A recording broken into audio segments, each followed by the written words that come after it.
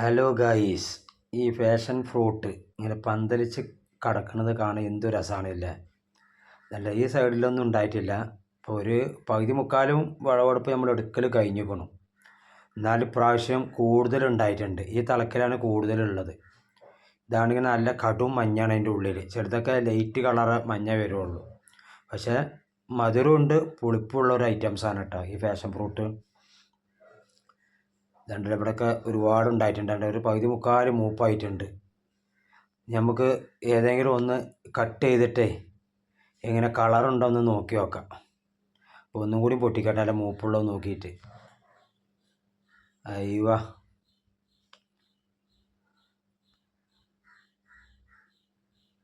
ഇനി കത്തിയെടുത്തൊന്ന് കട്ട് ചെയ്ത് നോക്കിയോട്ടെ.